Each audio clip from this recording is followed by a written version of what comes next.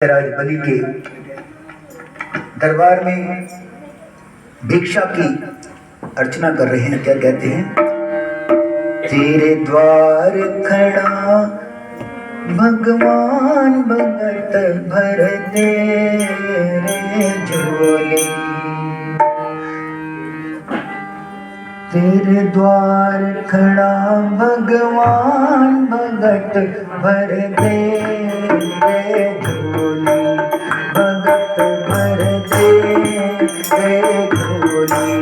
भगत भर दे रे झोली। तेरे द्वार खड़ा भगवान भगत भर दे रे झोली। भगत भर दे रे झोली। भगत भर दे रे झोली। तेरा होगा बड़ा एहसान, तेरा होगा बड़ा एहसान कि युग युग तेरी रहेगी शान। भगत भर दे रे झोली। भगत भर दे रे झोली। तेरे द्वार खड़ा भगवान भगत भर दे रे झोली। भगत भर दे रे झोली। सत्संग जी, इस प्रकार बोलने से साधु के मुख से यह वचन सुन अश्वमेध जग में पधारे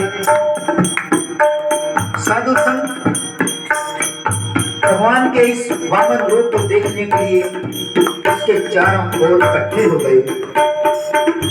उन सभी का ध्यान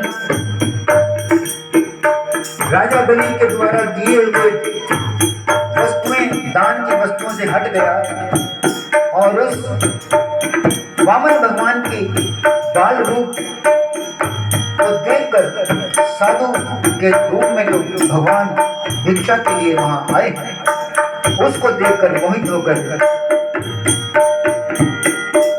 उनकी स्तुति सुनने लगे।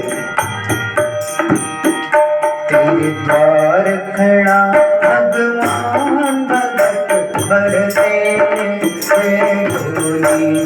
भगत भर दे रे झोली। तेरा होगा बड़ा एहसान, तेरा होगा बड़ा एहसान कि युग युग तेरी रहेगी शान। भगत भर दे रे झोली। भगत भर दे रे झोली। राजा बलि ने देखा कि उनसे भिक्षा लेने के लिए उनके सामने कोई नहीं और सारे याचक वामन भगवान के चारों ओर खड़े हैं। तब राजा बलि जी स्वयं वामन भगवान के पास पहुंचे। उनको देख राजा बलि प्रसन्न हुए। उन्होंने बोने साधु के चरणों में प्रणाम करते हुए कहा कि हे ब्राह्मण, आप मेरे यज्ञ में आए हैं, मैं धन्य हो गया। मैं आपको कुछ भेंट करना चाहता हूं।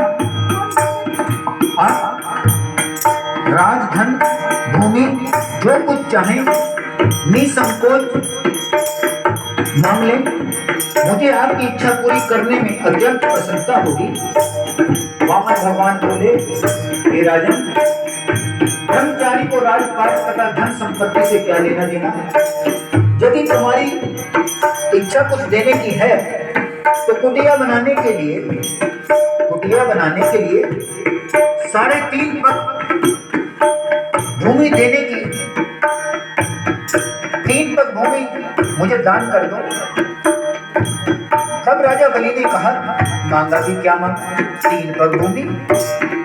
हे ब्राह्मण, जहां तक आपकी निगाह जाती है मैं आपको उतनी भूमि देने को तैयार हूं। लेकिन वामन भगवान ने कहा, नहीं नहीं राजन, मुझे बस 3 पग भूमि दान ही चाहिए। तब दैत्य गुरु वृष शुक्राचार्य जी को जब इस बात का पता चला, वामन रूप में कोई और नहीं स्वयं विष्णु भगवान है।